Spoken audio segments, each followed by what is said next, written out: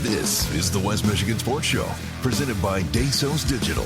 Now, here's your host, Brandon Wirth.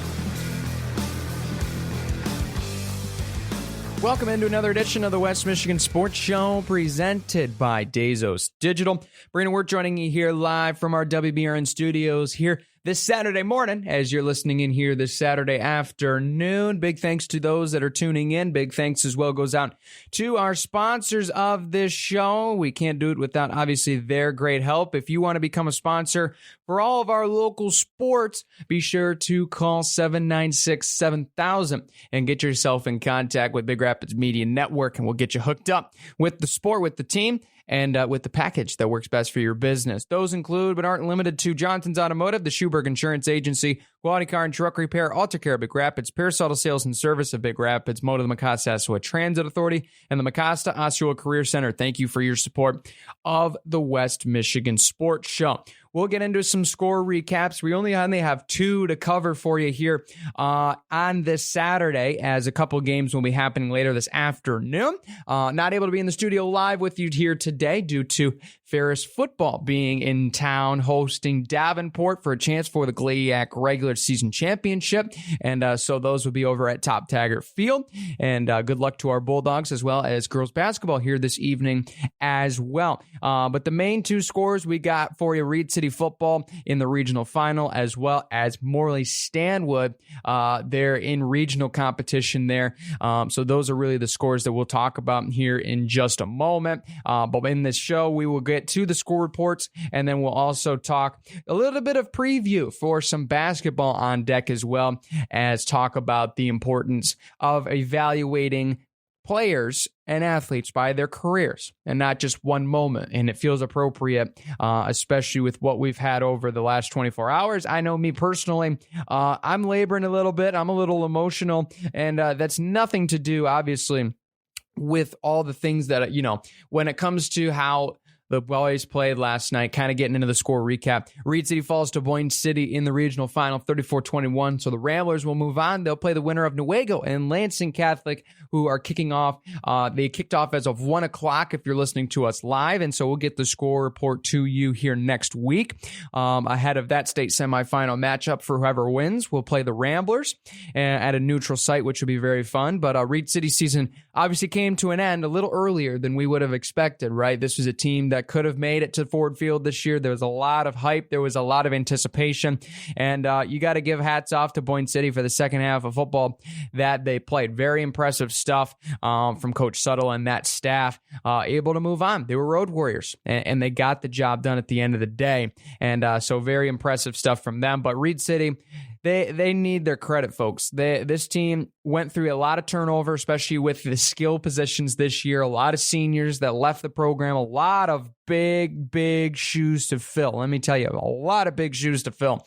But they proved everybody wrong, and they made this team a contender, not only in the conference, not only in the district, but the regional. And that's an impressive thing to do time in and time out. And they had to be beat by the best team on the best night in the best moments. And that was something that Boyne City was able to capture last night. So even though the best team on paper didn't win, you got to give credit. And also Reed City, it deserves a lot of the great credit that they've had all season. Another district championship, in the running again for another conference championship. Very, very impressive season for Coach Schenkel. Please do not get it twisted. This team still, while they didn't make a state semifinals, because I know obviously a lot of people are bummed, knew this team had the potential.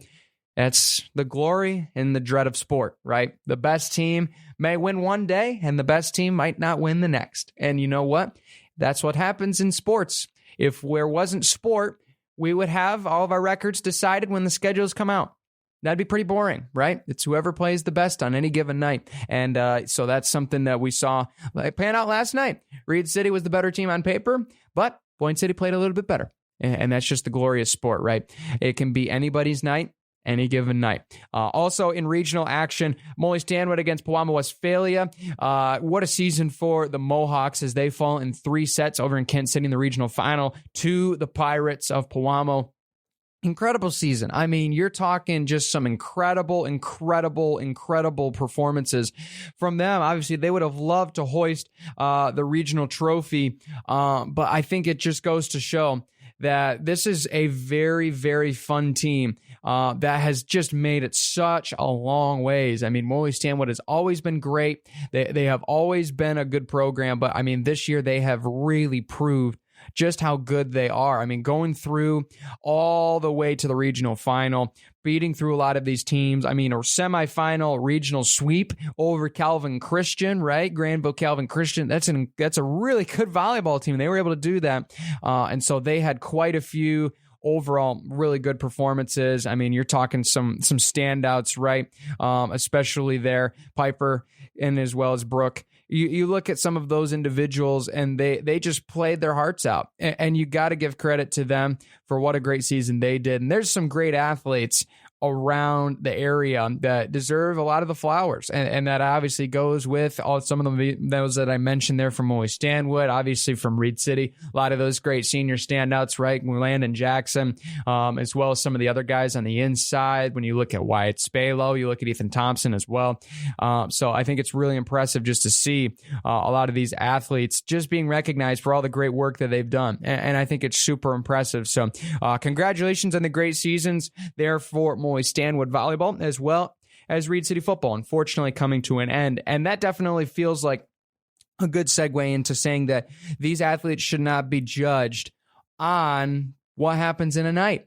Obviously, this one, right, if in consideration for both these last two games, for both of these teams respectively, are going to be the last thing they think about. It's going to be the last thing the fans are going to think about when they think of this season. And it's rightfully so, right? That's how the human mind works. At the end of the day, it's going to go back in chronological order. What was the most recent thing that happened? That's the most easiest to remember. But please do take some time and recognize the incredible efforts that have been placed by these two teams. And I think it's just truly, truly an incredible feat that we're seeing such great success across the board in our area of sport.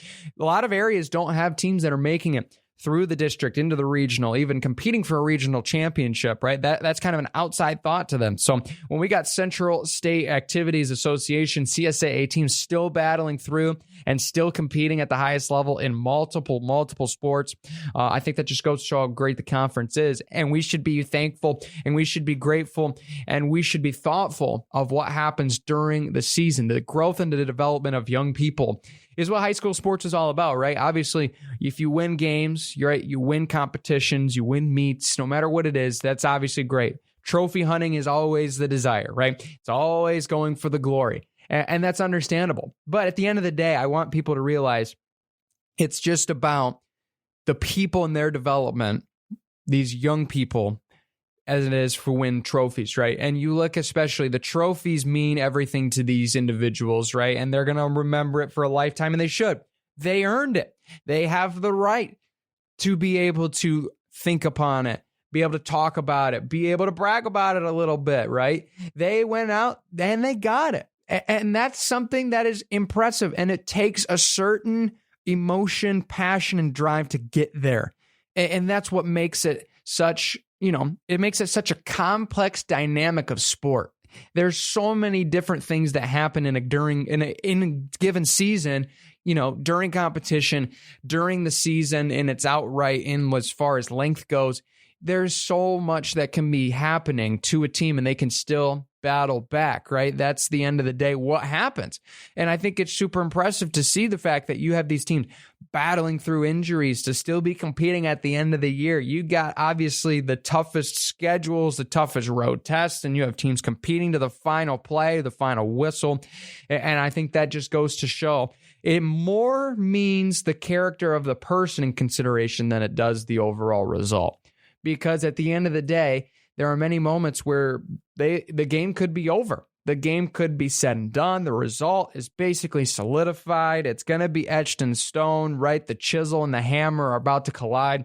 As they say in minor league baseball, they compete until the fat lady sings. They compete until they say zeros up on the big board, or they cross the finish line, or they see their competition come to an end. And that's what means most, right? And that's something that can translate into life itself. Whether it's a job, whether it's a career, whether it's a trade, whether it's just raising a family, right? So many things that are applicable, right? Being able to wake up after no night of sleep, taking care of your kids, being able to get up the next day, right? Just kind of like getting up after a hard-fought football game, getting up and working out again, right? That's the way that it goes at the end of the day, right? The passion and drive, even though there might not seem to be a way, there might not seem to be a path to get there, there's always a fight and there's always an option to get you to the outcome that you're looking for. And I think those lessons mean more than it is. So when we talk about especially how the season ended, of course, it's obviously going to be in sorrow that it didn't go on longer. I'm sure we can all agree, the coaches and the players and the fans can agree. We need to look back and say, wow, this was an incredible season. Wow, what fortunate we are to see something like this, right? And, in some people for a lifetime. In some schools, they're not fortunate to see it. I feel spoiled as a Reed City football fan. I feel spoiled the fact that we've made it to 3 straight regional final games. That's a tough feat to do year after year. And it just goes to show the credit of the community and the coaching staff and the players and their buy-in to get there every year. And it's impressive. And so we need to look at that in a hindsight of, man, they're doing some amazing things and we shouldn't take it for granted. And so we should celebrate these teams, right? We should celebrate Morley Stanwood Volleyball. We should celebrate Reed City Football. We should celebrate the other teams that made it just one level short of theirs and the ones that were one level short of theirs as well. We need to celebrate them on their seasons because there's a lot that goes through. And just because the wins and losses and the trophies may not be the result they wanted, they're still getting more out of it than you may know. We're going to take a quick break. When we come back, we're going to preview some winter. We're talking basketball, some schedule previews, and what's upcoming here for the next 24-25 campaign. You're listening to the West Michigan Sports Show. You're on WBRN. The West Michigan Sports Show is brought to you by Dazos Digital. Dazos Digital specializes in a number of crucial business elements in today's advanced world of technology. Dazos Digital specializes in web design, digital content creation, including graphic design for logos, advertising, and digital videos. Dazos Digital also works with programmatic digital display advertising and YouTube digital video advertising. They also work with premium and performance audio streaming, both via the Big Rapids Media radio station streams as well as Spotify, Pandora, Apple Music, and more. Find out more information at DazosDigital.com.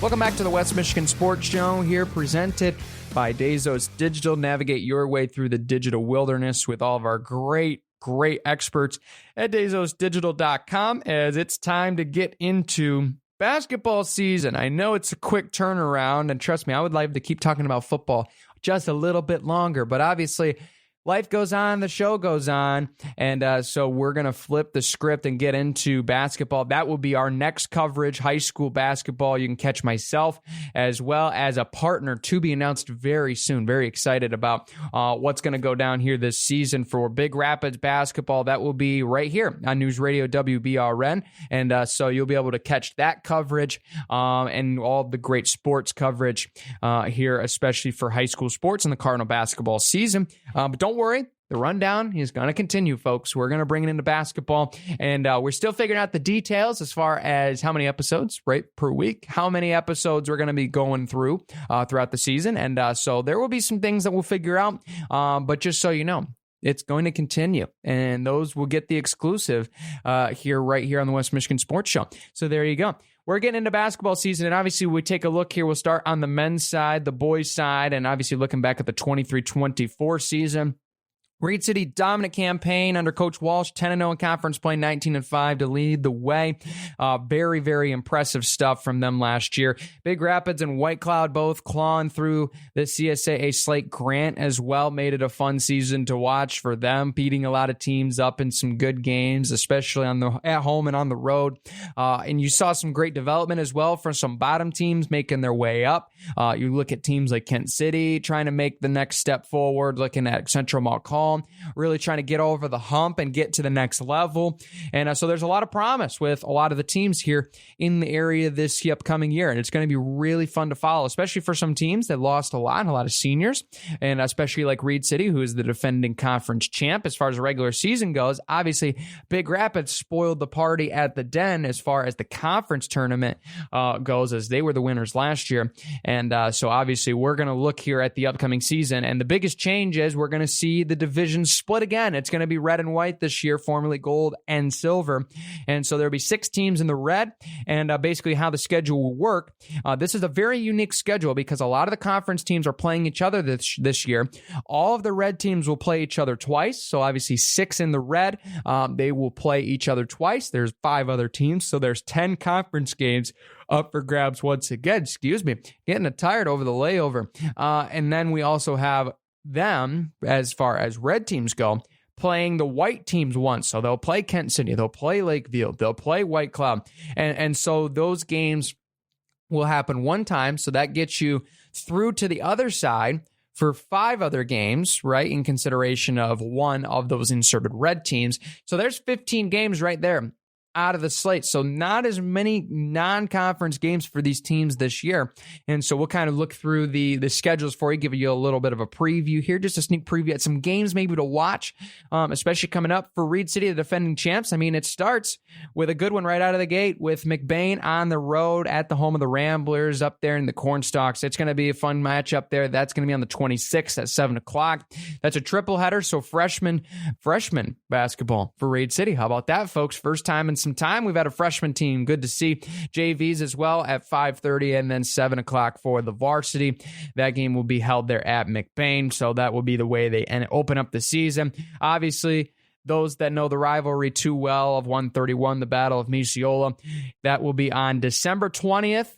We'll be at home for Reed City in the Den before Christmas. And then the next will take place on February 7th from Cardinal Arena. And I believe both of those games, if I remember correctly, are Friday Night Lights games. That's going to be really fun there on those Friday nights. So those are some games that you're going to be on the lookout for the Big Rapids Cardinals. On the flip side, obviously the conference games, we can tell you exactly there are going to be some good conference games. We're kind of looking at the non-conference games just because that's where the discrepancy comes into play. Big Rapids going to Traverse City St. Francis. That's on the 28th of January. Then they're hosting the Whitehall Vikings on February 4th. That's going to be personal as it gets. That's going to be a really fun basketball game, as well as they'll open up the season against Shepherd, a team that took them to the wire the last 2 years. So we're going to see the Shepherd Blue Jays at home this time after them getting the win last year in the season opener. So that's what you got for Big Rapids. For the White Cloud Indians, obviously a team to watch this upcoming year after what a great campaign was. We'll see what Coach Jones can bring across here for this upcoming season. They're going to have some good games on deck. They're going to open up with Baldwin on the 26th, as well as followed by Shelby on the 6th. One notable game that I thought was very fun that they put on the schedule again is they're going to play Holton. So that'll be a fun one. That's going to be just after Christmas on the 27th at 3 o'clock. That's going to be at Holton. I'm assuming that's going to be in a tournament-style game, which gives it a little bit of giddy up there. But one that I'm really looking forward to as well, that's going to be taking place later in the year. They're going to be going to Kent City on the 13th. I think that's going to be a closer game than people might think, especially that late in the year, based on where these teams are at. I think Kent City can make a step this year. We'll have to wait and see. Over on the other side with the Grant Tigers, that team obviously had a good campaign last year, and we'll see how they do to start the season. They're going to be against Belding at home. That's going to be on the 4th of December, so they're going to have a little late start to it. But they're going to have some good games as well. They're going to be going to Cedar Springs, and as one that was in that gym last year, that's a tough gym to play in, and they pack it. Seems like every night, as well as the Newaygo County Showcase. That's going to be taking place at Newaygo. Grant will play Fremont. That game will be, I believe, at noon. There on February 1st. And so that right now is where it is. That may change. We'll obviously have to wait and see. And the last team to kind of highlight here out of those teams as well, as I mentioned, the 5th team looking to get over the hump, Central Montcalm. Their schedule looks very interesting. They're going to have a big road stretch to start the season, 4 out of their first 5 on the road, including going to Lake Odessa Lakewood on December 9th. So that one's going to be fun. And then you also have, they're going to take on Midland Calvary Baptist and some holiday hoops there. That's going to be, I believe they're on the 28th. And so that will be fun. Or excuse me, not the 28th of December. How about the 28th of January? That's where that game. They will also have some holiday hoops on the 27th of January where they will host Greenville. And they will also have free Family Appreciation Night there on the 20th against Kent City. So a little fun festivities there. We'll flip over to the women's side here before we get you on your way. Obviously, those that remember last year knew that that was a wild girls basketball varsity season when it comes to 23-24. We had a lot of teams battling at the top, and there's a lot of results that flipped either way. But it was Moly Stanwood outlasting the race. They go 9-1. Kent City goes 8-2 in conference play. Grant and Reed City also 8-2. Both of those teams a little bit lower in the overalls. And then Big Rapids 7-3, 13-9 on the season. So those are kind of the five that we'll highlight. Obviously, the rest of the teams we're not neglecting, and we'll still cover their scores, but just with the time allotted, we'll get to some of those key games to watch if you're a supporter of those teams. One to watch, especially at the top. Can Moly Stanwood pull a repeat? We'll only have to wait and see. They're going to have a fun schedule on deck here for 24-25, some notable games on their schedule. They are starting the season at home against Pine River. I think that's fun. You see Moly Stanwood and Pine River still playing some basketball. A little local action there. Carson City Crystal might be an interesting game. That's going to be on the 3rd. They're at home at Morley on the 3rd at 7 o'clock. And so that game will be interesting to follow along with. And the last couple games of the season will be fun to watch as well. At Grant, home against Kent City, and then at Hart. We'll have to wait and see. That's going to be really fun there for Moly Stanwood. Following up there as well, jumping into some of the 8-2 teams. Obviously, we saw the race with Grant, who was right behind them. I think they're going to have a tough schedule this year. They're going to be hosting Spring Lake. That's going to be on the 8th of January in the flip year of 2025. They're going to be hosting Fremont on the 1st, as we mentioned in the Newaygo County Showcase. So that game, I believe, it says right now on the website as 12 a.m. I think that they're just putting in the slot those games will be played. As far as what times they will play, TBD. To be determined, so we'll get you updated on that when we see that. And another notable game, they're going to be hosting Montague. That'll be a fun one to watch, as Montague, I believe, last year was a team that made some noise throughout the season, but overall, they have some work to do as well. So we'll see if they're a hungry mindset looking for the upset. Carrying over now into Reed City, a team that has a lot of expectations this year, bringing a lot of that young team back. So we'll see what they have in store. They got a fun little non-conference schedule. They're going to be hosting Ludington. How about that district battle? Pre-district kind of as a precursor there. That's going to be right off the chute, right out of the gate on December 3rd at 7 o'clock at Reed City.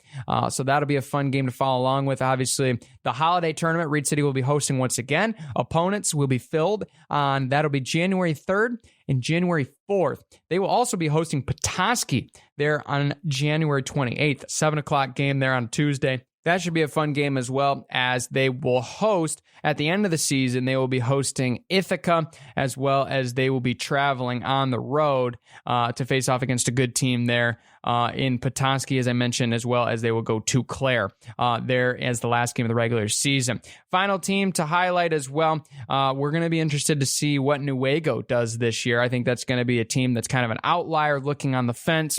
And so we'll see what they have in mind for this upcoming campaign. They got some good games on deck. They're going to be going to Morley Stanwood. That game is going to be on the 10th. That might be a fun game to watch. They'll be also on the road at Sparta and Montague and Fremont to start the 3 games of the season. Fremont, I believe, though, is labeled as a scrimmage. That might not be an official contest, but that'll be the first look you'll see of the Lady Lions. Then they'll also host Coopersville on the flip side near the end of the regular season there on February 25th. Also for Big Rapids, before we go, some good games on deck as well to be on the lookout for. They host Cadillac right out of the gate, 12-2 at 7 o'clock, December 2nd to start the season there. They will also be hosting Spring Lake on the 9th of December. They will also be going at home to face Covenant Christian on the 7th at 7 o'clock. That'll be a fun one. They also go to Mount Pleasant on the 28th of January in one of their last non-conference regular season matchups. So there you go. Those are the previews. Those are some games to watch. Hopefully you guys enjoyed. Be sure to subscribe and follow with the West Michigan Sports Show. I'm Brandon Wirth. I'm signing off. Have a great weekend, everybody, and good luck deer hunting. Hopefully you get some brown on the ground. You've been listening to the West Michigan Sports Show, only on News Radio, WBRN.